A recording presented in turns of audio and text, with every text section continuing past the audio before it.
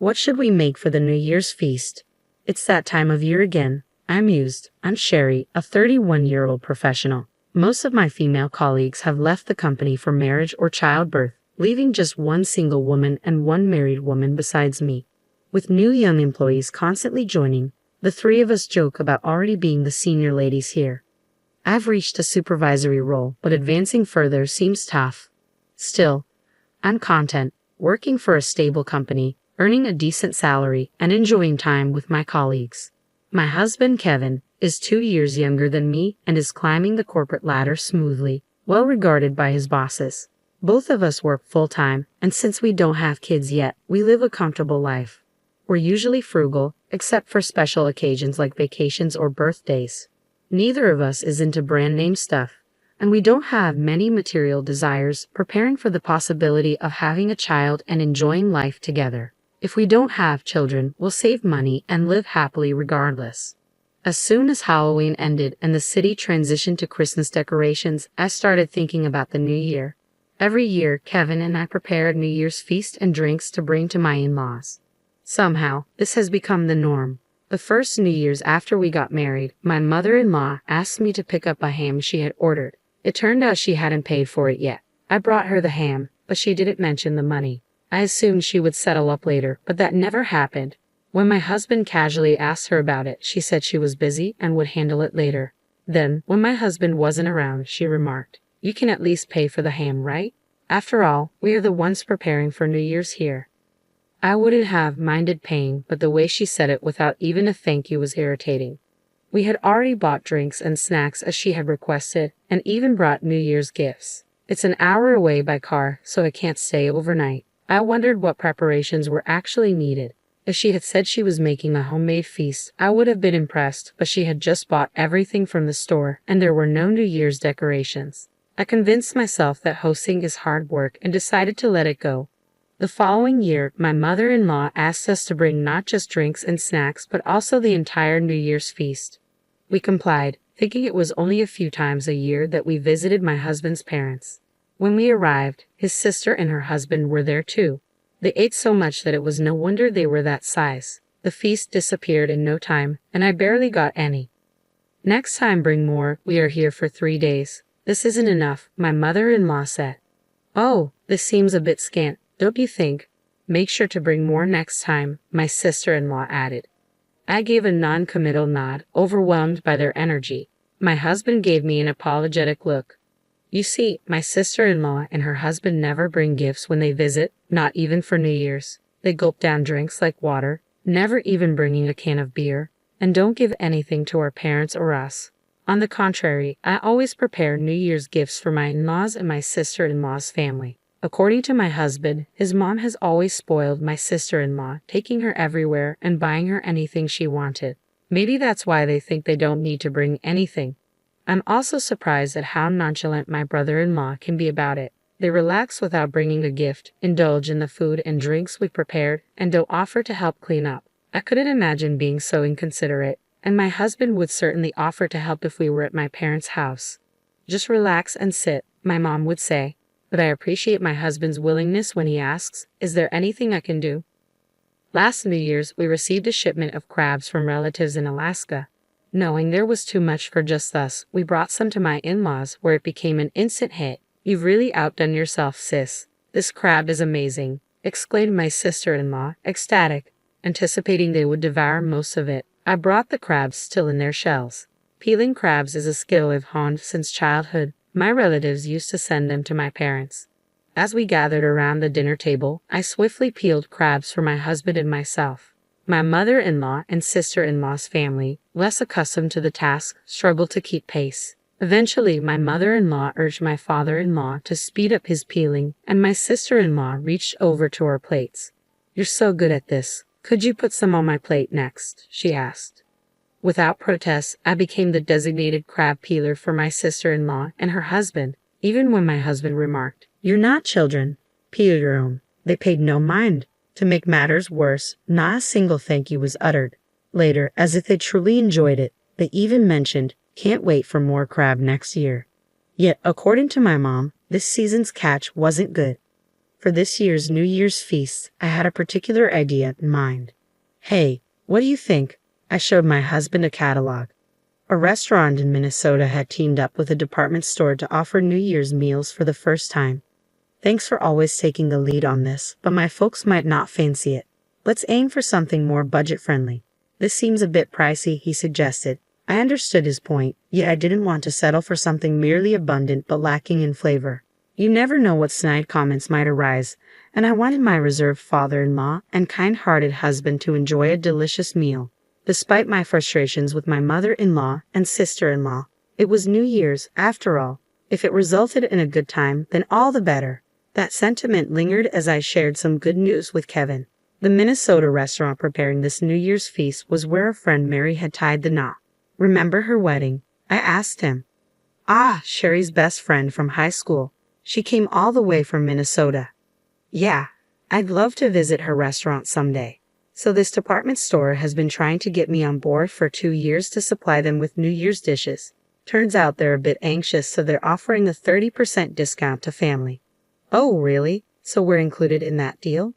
Yes, she said it's a special offer, and it's not just about the discount. They're also looking for feedback, so we'll fill out a survey afterward. Got it. Well, let's make the most of it for this new year. And then came New Year's Day. The feast, drinks, and snacks were all packed and ready to go. The takeout boxes for the feast were nearly double the usual size, thanks to Mary, who mentioned they offered extra large ones. The whole package weighed almost 13 pounds, requiring careful handling to load into the car.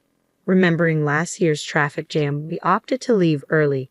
The roads were clear, and we arrived sooner than expected. As we rang the doorbell, my father-in-law greeted us warmly. We exchanged New Year's wishes and stepped inside, but my mother-in-law was conspicuously absent. She might still be sleeping, my father-in-law apologized. I called her, but she hasn't come down. Is she not feeling well? I inquired. No, it's not that. It wasn't the crack of dawn, but here we were, all set to celebrate New Year's, and she was still asleep after asking us to prepare everything. I couldn't help but feel irritated. Exchanging frustrated glances, we sighed, realizing that complaining wouldn't change anything. I took over making coffee for my father-in-law. I knelt in the spot where everything had been, a routine my mother-in-law always requested of me. My sister-in-law likely had no clue about this tradition. Unlike my mother-in-law and sister-in-law, my father-in-law exuded calmness. Conversations with him were always reassuring.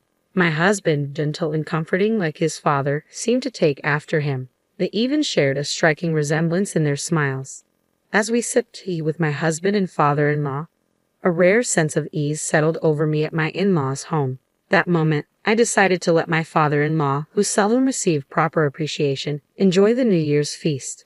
I began unpacking the oversized take-up boxes, and my husband quickly fetched plates. This spread looks extravagant this year, Sherry. I'm sorry you're always the one doing all the work, my father-in-law remarked. Don't worry about it, father-in-law. This is a special New Year's feast from a restaurant in Minnesota, I replied. Wow, that sounds wonderful. With all this food, I'll have to give you a proper thank you this year, he said appreciatively. Both my husband and I exchanged bewildered glances. My father-in-law mirrored our confusion with a puzzled expression. About 10 minutes later, "Oh, Kevin, you're already here." Heavy footsteps echoed on the stairs as my mother-in-law emerged, appearing larger than when we last saw her during the summer. We were in the midst of exchanging New Year's greetings when we heard a car pull up outside. It seemed my sister-in-law and her family had arrived. "Mom, we're here." My stepsister burst through the front door with excitement. "Happy New Year." I greeted her warmly, but she skipped the pleasantries and eagerly asked, "Hey, did you bring it this year too?" Her eyes sparkled with anticipation. I bit my tongue, holding back my thoughts, and redirected my focus to the New Year's feast. This year I ordered some special New Year's dishes like Willy Bird turkey from Minnesota, I announced. Immediately, both my mother-in-law and stepsister expressed disappointment, chiming in with a disapproving, "What? No crab? It's New Year's. There should be traditional dishes like crab or oysters." I was taken aback by their reaction. I had gone to great lengths to prepare this feast, and not a single word of thanks was uttered. I had carefully selected quality dishes, even opting for larger portions knowing how much they eat. My patience was wearing thin. Remembering my earlier conversation with my father-in-law, I was about to respond when my sister-in-law casually sat down and started eating from the plate I had set aside for him.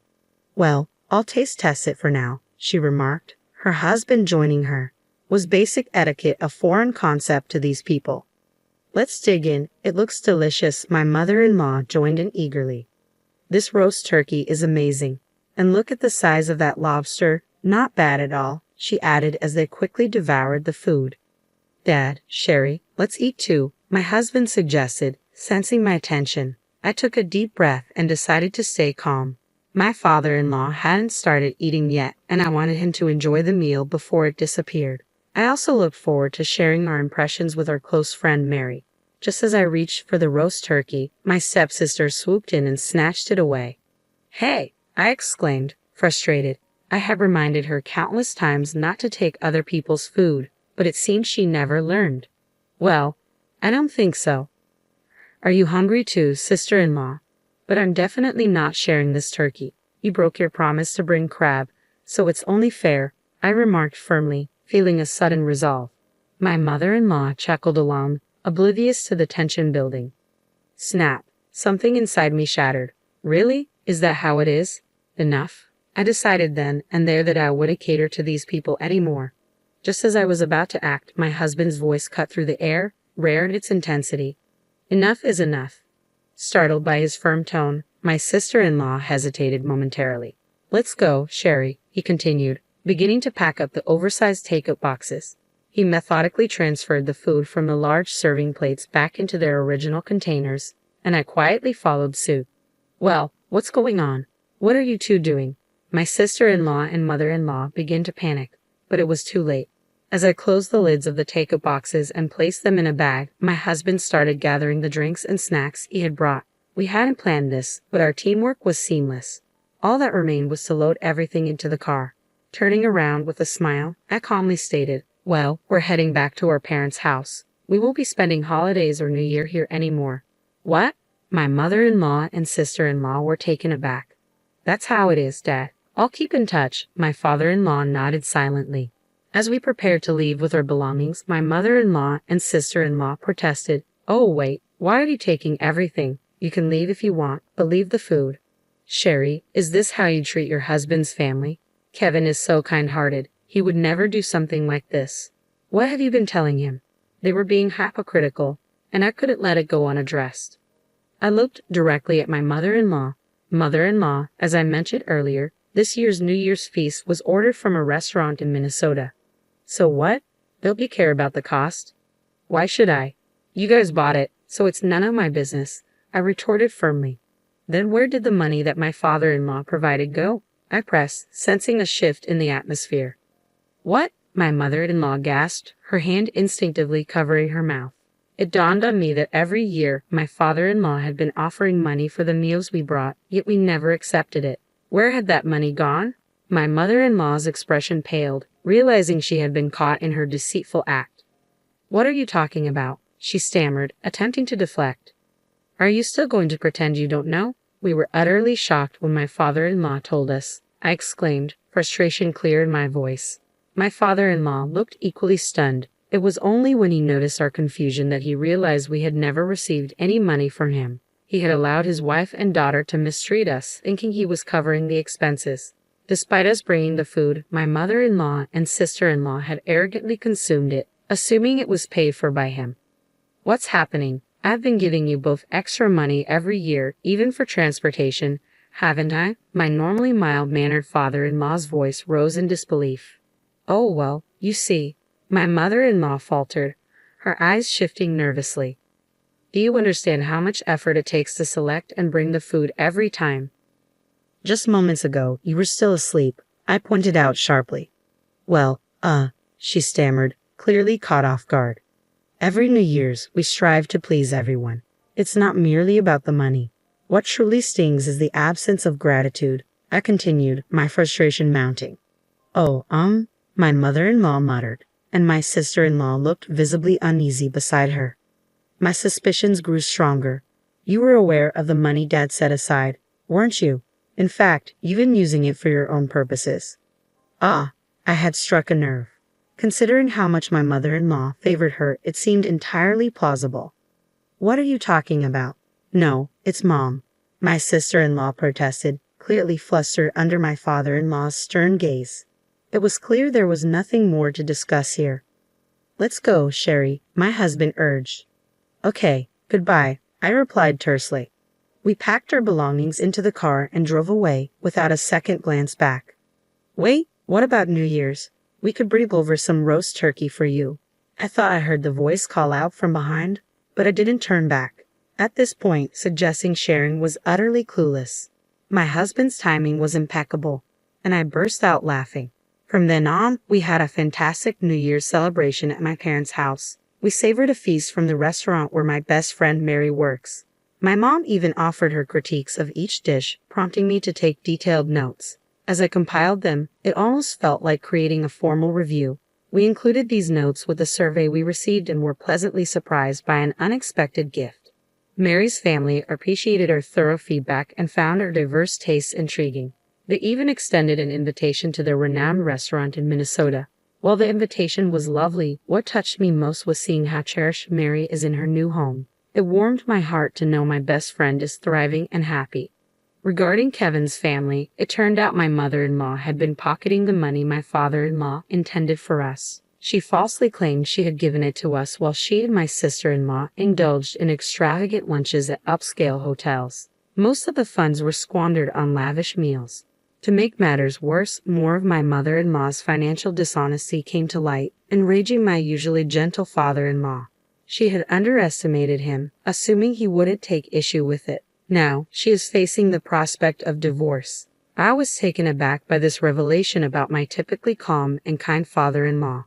Perhaps it was his very nature that led him to be unforgiving about withholding money from his son and daughter-in-law. Basic courtesies like expressing gratitude and offering apologies were absent in my mother-in-law and sister-in-law's behavior. If only they had greeted us with a smile and a simple thank you. In hindsight, if we could have all enjoyed the meal together, the money wouldn't have been an issue. Despite their modest income, my sister-in-law and her husband had been living beyond their means, relying on my father-in-law's financial support. Now, he's made it clear he won't give them another cent. As my husband recounted all this, he asked me, "Hey, I still want to maintain a good relationship with Dad. Is that okay with you, Sherry?" "Absolutely," I replied without hesitation. It's a shame we couldn't share our New Year's feast with him. Oh, since we received that invitation, how about we bring him along when we visit the restaurant? Great idea. He'd enjoy that. He's a big ice hockey fan, so Minnesota would be perfect for him. It's hard to believe, but watching sports is one of his hobbies. Really? My dad loves ice hockey too. Our conversation continued effortlessly. I started thinking about how our fathers might get along just as well.